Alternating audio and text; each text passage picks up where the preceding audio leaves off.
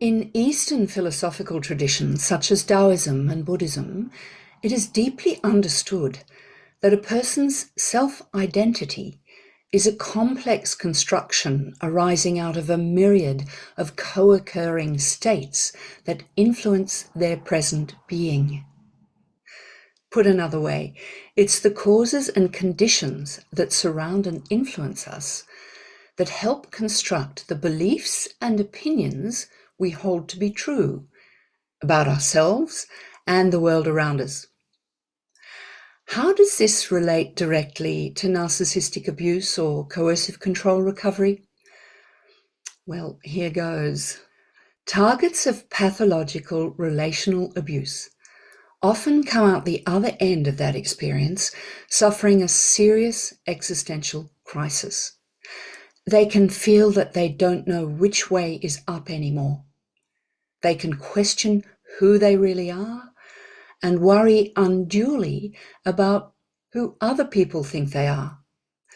Because they're coming out of an environment where someone they loved, trusted, or respected had them hooked into a drip feed that told them they were always the problem. It's never the narcissist. Pathological relationships can make a person believe they are the worst version of themselves.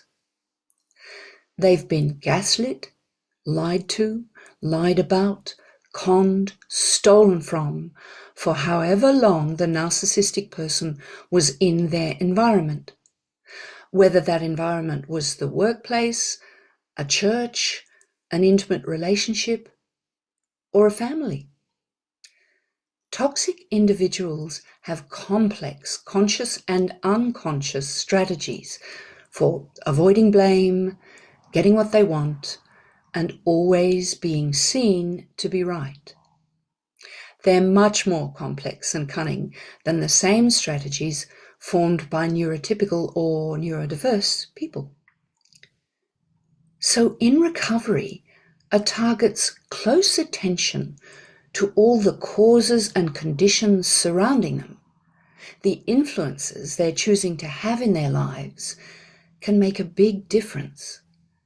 Arguably, equally as important as our food diet, things like groups, clubs, social media, traditional media, families, communities, these things we belong to deserve our attention.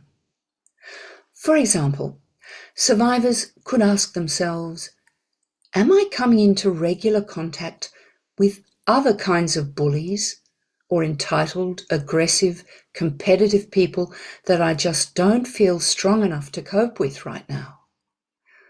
Or am I scrolling through messaging that is making me feel scared, inadequate, hopeless, or helpless? Or if I can't tolerate the language or culture in places where I once took those behaviors as just the way things are, then what am I going to do about it? Call it out? Try to change the way others behave? Dob them in? Leave?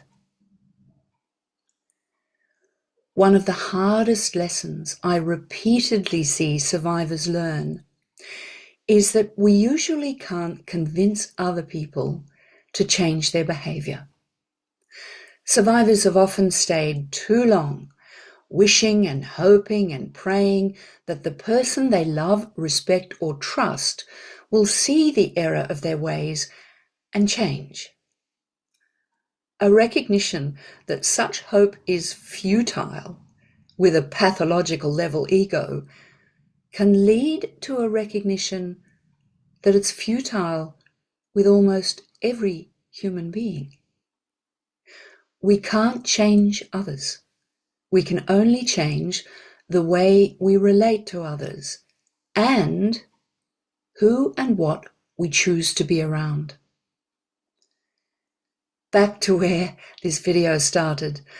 I'd encourage every victim survivor to do a stocktake of all the current influences in their lives, at the same time as thinking about what conditions they would really like moving forward.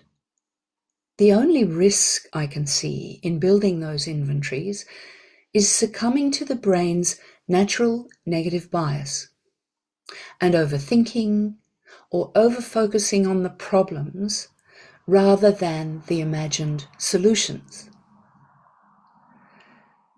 Because another piece of wisdom emerging from Eastern traditions is that whatever preoccupies the mind in thought will dominate our emotional state. The Buddha, for example, is quoted as saying, "Whatever one frequently thinks and ponders upon, that will become the inclination of the mind." In other words, if we spend all our time in worrying about risk, we'll most likely experience hypervigilance or anxiety a lot of the time. If we allow the mind to drag us into regrets over having cast pearls before swine, we'll feel bad most of the time. So what could be better for us than training ourselves to focus on the present moment once we're in a safe enough place? It is in this moment where we have chosen where we are, chosen who we're with, and chosen what we see, hear, touch, taste, smell, and think about, that we find peace, our own unique peace.